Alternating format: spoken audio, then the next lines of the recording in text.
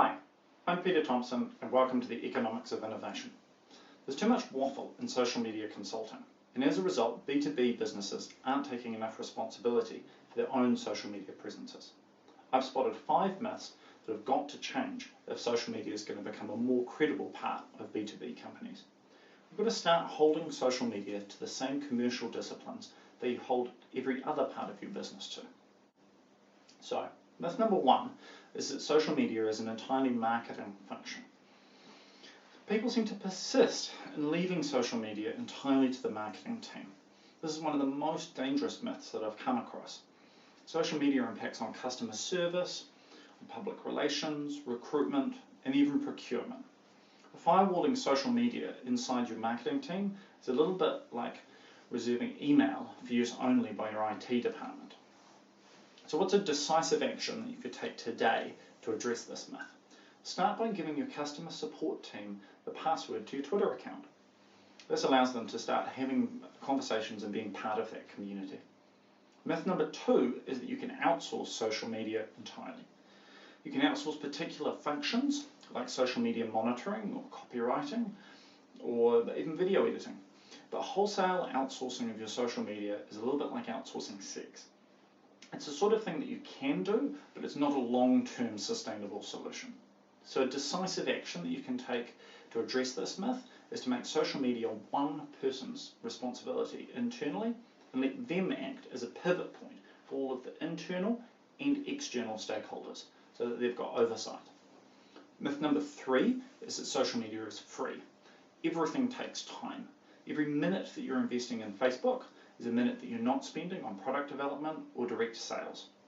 It doesn't mean that you should be afraid of the investment, just that you need to optimize your time. So a decisive action that you can take is to start measuring how you and your team spend your time online. Your company's Facebook page may look like fun, but it's actually work, and treat it that way.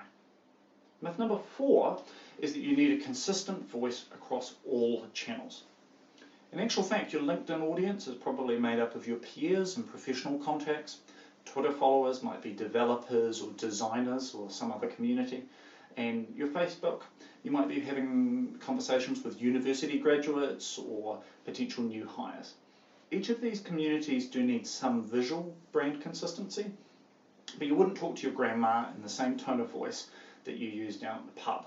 So don't try and strive for that consistency of tone of voice online. It just confuses things across audiences. So a decisive action that you can take today is that if you're automatically cross-posting all of your Twitter updates to Facebook and LinkedIn using a tool like Hootsuite or TweetDeck, then stop. Myth number 5 is that social media needs more metrics. When you start something, you do need a way to know whether or not you're winning.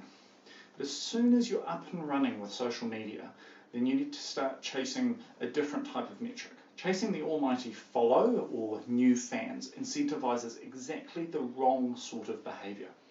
A small, tight-knit tribe that believes in the same things you do and is passionate enough about your products to tell their friends about it is much more valuable than just a land grab for extra followers.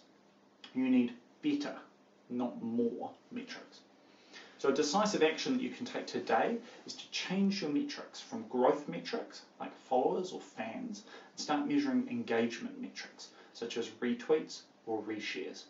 Or even better, start tracking sales attributed to digital channels.